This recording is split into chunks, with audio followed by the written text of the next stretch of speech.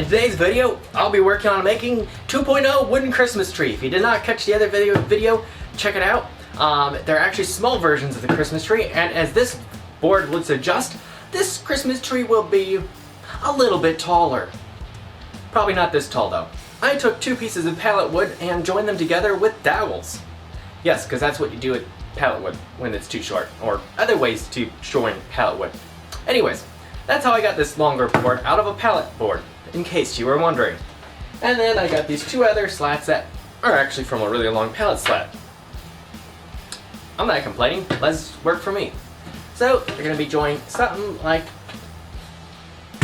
that. Stay there, boards, for me just 1 second. And then this is going to go something like this. Let's start at the top.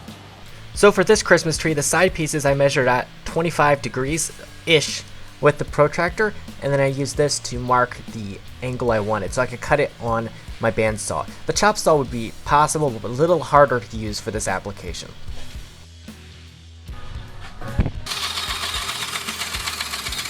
Now that the cut is complete, I'm cleaning it up with the sander to make sure I have a good gluing surface.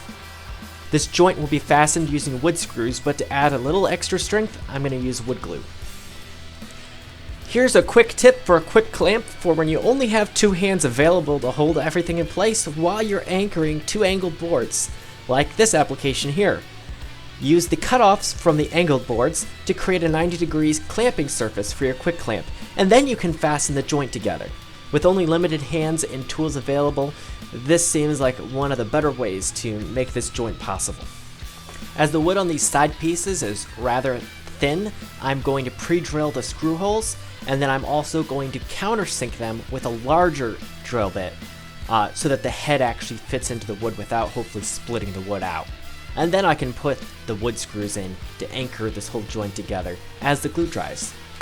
Now that I have everything tacked together, I can add additional screws for extra strength. Again, the same process, drill, countersink, and then add the screws. I did this on both sides as it was necessary to help hold everything together. So I just cut these on the chop saw. That was really quick. I cut the ends. Now the one thing I've run into is all the boards I've prepped are not quite long enough. So I'm just going to join this with dowel rods. To join these boards, I'm going to mark the positions for the dowel rods first, and then I'm going to drill out the holes and drill out more holes. I'm using a jig to help make sure I'm at 90 degrees, adding the wood glue to strengthen the joint and hold the dowel rods and everything all in place, and then pounding them into place. I'm handmade these dowels. They're not perfectly lined, but they work. I am now cutting the angles before the glue's even dry. I know not ideal, but it speeds up the process.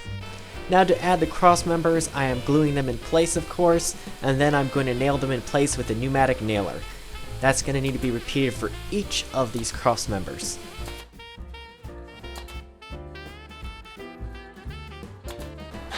Okay, I'm having a hard time finding a big enough piece of wood for the star, so I'm actually going to use this scrap of beadboard. I'm going to use the back side of it, paint it up good before nailing it to the Christmas tree. So just I'm going to line it up and then try to trace it, draw it out as best I can with a Sharpie.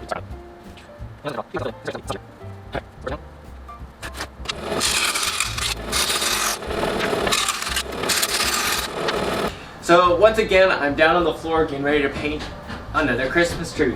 I'm going to be using Swiss Coffee house paint that I've left over from another project. I make sure the star is coated very well because I don't want it disintegrating when it gets all wet.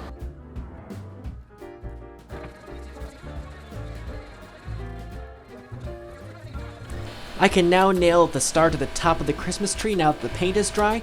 Now to add a little bit more paint to help prevent the nails from rusting and to make the star look nice. So this Christmas tree is all built. Just to give you an idea of the scale of this Christmas tree, it's standing on the floor at the same level my feet are. And well, this Christmas tree is over 6 feet tall. It's a little bigger than the height that my wife was bargaining for when she asked for a taller Christmas tree. Anyways, I am very happy with how this turned out. Something that could be done for this Christmas tree would be painting the star a different color than the tree so it stands out more. But I think for this year, we're going to leave it as this, all white. Anyways, it looks like it's all ready for a white Christmas anyways. A lot of this was actually pallet wood. So another one of my pallet wood projects, all reclaimed, all reused pieces of wood, including the star. Thank you for watching, and I hope you guys have a great Christmas, and I will see you guys later.